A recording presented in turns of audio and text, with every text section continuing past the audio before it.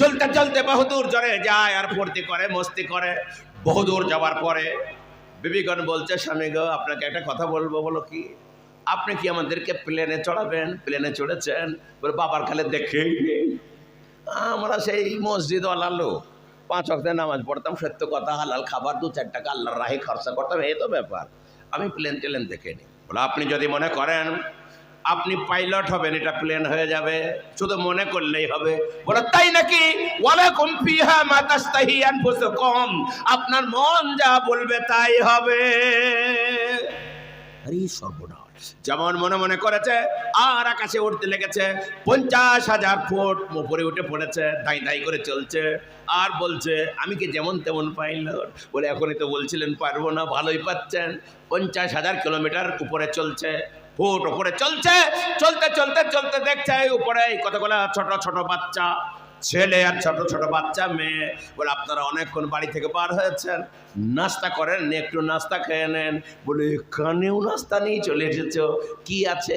বলে রুই মাছের কলিজা ভাজা আর হরিণের গোস্ত ভাজা আর মোগলাই পরোটা ভাজা।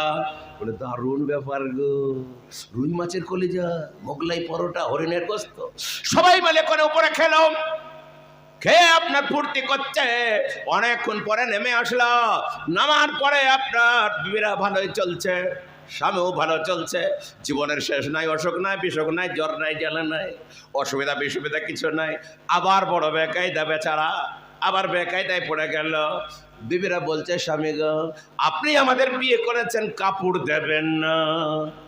এখানে কাপড়ের দোকান আছে নাকি? বিরাট বড় বড় কাপড়ের দোকান আছে, রূপেরও দোকান আছে।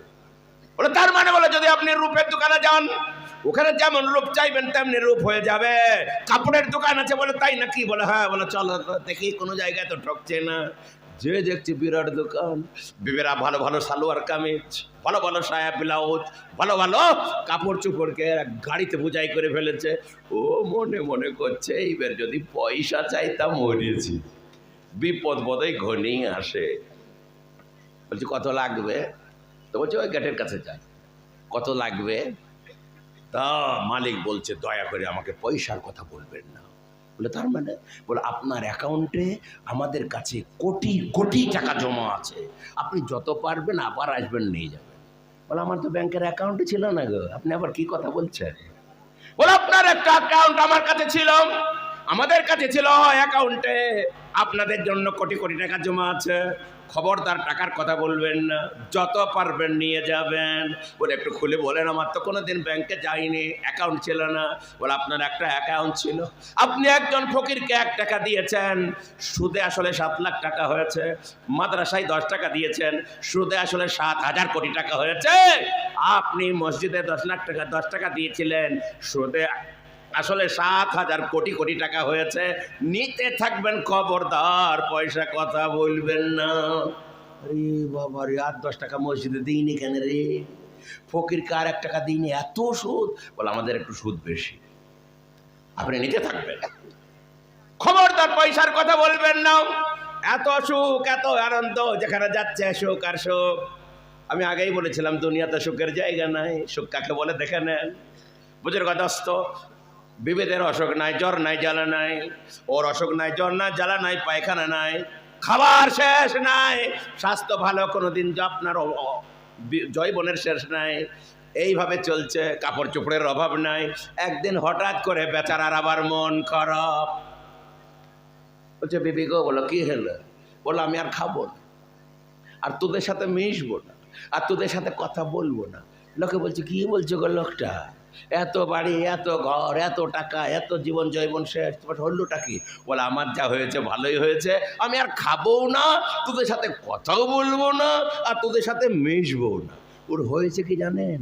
ও মনে মনে করছে এত গোলা বিপি, এত গোলা বাড়ি, এত গোলা ঘর, এত ভালো খাবার, এত ভালো স্বাস্থ্য, সবই তো পড়ে থাকবে যদি মরিয়ে যায়। ওই মরণের চিন্তায় বলছে আর খাবোই না।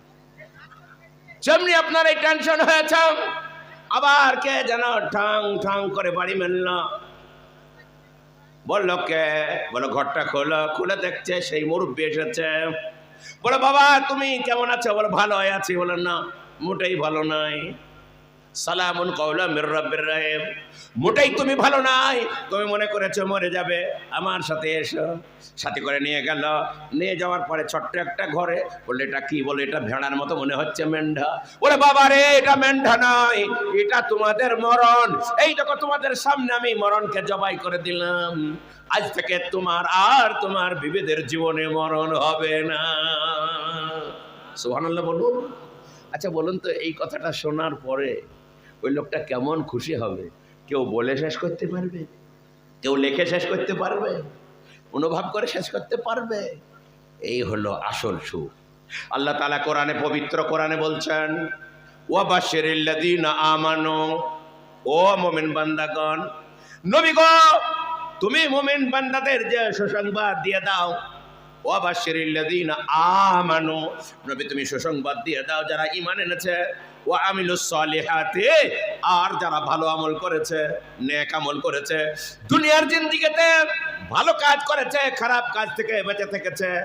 আন্না লাহুম জান্নাতিন তাজরি মিন তাহতিহাল আনহার, সে যখন মারা যাবে আর খাটুলি নামক বাসে চড়ে নতুন দেশে পৌঁছে যাবে, তার বাড়ির লোক, ঘরের লোক, আপনজন তাদেরকে নতুন দেশে রেখে দিয়ে চলে আসবে। সবাই যখন চলে আসবে তখন তাকে মাত্র 3টে প্রশ্ন করা হবে, মার রব্বুকা মা দীনুকা মান নাবিয়্যুক। ও বেচারা চেতন হয়ে বলবে, আবার কোন দেশে আসলাম? বিলকুল নতুন দেশ, ভাষা নতুন, রাস্তাঘাট নতুন, বাড়ি নতুন, সবই নতুন। আল্লাহ তাবারক তাআলার ফেরেশতা বলবে, কোনো টেনশন করো নাই, 3টে সওয়ালের জবাব দাও। তোমার প্রভুকে, তোমার নবীকে আর তোমার আল্লাহকে দিন কি বলো? ইমানদার সঙ্গে সঙ্গে বলবে, আমার প্রভু আল্লাহ, আমার নবী মুহাম্মদ সাল্লাল্লাহু আলাইহি ওয়াসাল্লাম, আর আমার ধর্ম হলো ইসলাম। এ বাবা, আপনাদেরকে বলে দিই, ফেরেশতা কোনোদিন জিজ্ঞাসা করবে না তুমি আহলে হাদিস ছিলে না হানাফি। ফেরেশতা কোনোদিন জিজ্ঞাসা করবে না তুমি দেওবন্দি ছিলে না বেরেলি। ফেরেশতা কোনোদিন জিজ্ঞাসা করবে না তুমি শিয়া ছিলে না সুন্নি। এসব ফালতু ঝগড়া, বুঝতে পারলেন না? পারলেন না? এইসব নিয়ে মারামারি করবেন না। ফেরেশতা জিজ্ঞাসা করবে, আহলে হাদিস কেউ যা, দেওবন্দি কেউ যা, হানাফি কেউ তা, ফারাজি কেউ তা, ও বেরেলি কেউ, একই প্রশ্ন। বুঝতে পারলেন না? পারলেন না? কেউ যেন মনে করেন না সেখানে যে আমাদেরকে জিজ্ঞাসা করবে তোরা আহলে হাদিস ছিলি কিনা, তোরা হানাফি ছিলি কিনা।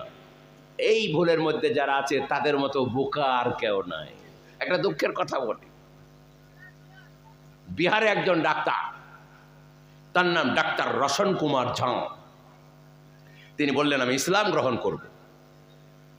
বহুত বড় ডাক্তার, হাজার হাজার ফলোয়ার, বলে আমার মন চাইছে ইসলাম গ্রহণ করব। এই মহান ব্যক্তি যখন বলেছে ইসলাম গ্রহণ করব, তখন হাজার হাজার মৌলবি তার পেছে লেগে গেছে। প্রথমে শিয়ারা গেছে, বলে হুজুর ইসলাম গ্রহণ করতে গেলে আমাদের মতো শিয়া হন, আমরাই আসল মুসলমান, বাকিরা সব ফালতু।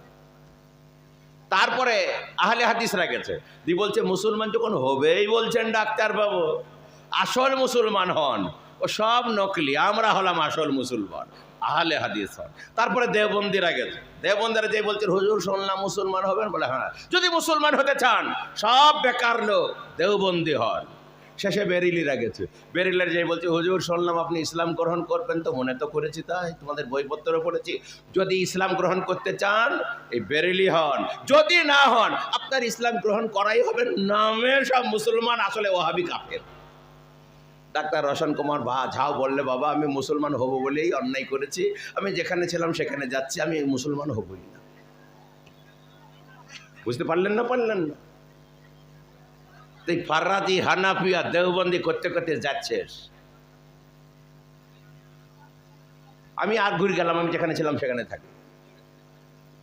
এই জন্য এগুলা সব সাবধান থাক। আরে সবারই তো 4 রাকাত নামাজ, সবারই তো আপনার কলামা এক, সব নামাজ কেউ 5 ওয়াক্ত নামাজের দেখে 6 ওয়াক্ত কেউ পড়ে, সামান্য একটু মুস্তাহাব সুন্নত নিয়ে ঝগড়া, আর তাই করতে করতে এরা সব ঝগড়া করতে করতে আর এক অপরকে গাল দিতে গালতে শেষ।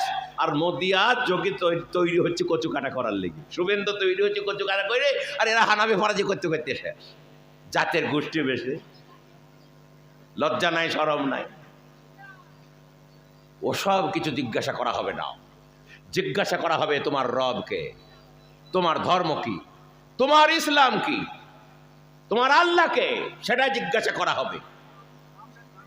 এই জন্য বলবো বুজুর্গ দোস্তম, এই 3 প্রশ্নের উত্তর যখন ইমানদার দিয়ে দেবে, তখন আল্লাহ তাবারক তাআলার ফেরেশতা বলবে, কোন নামকা নাওমাতিল আরুস, আয় আয় আয়, বাসর ঘরের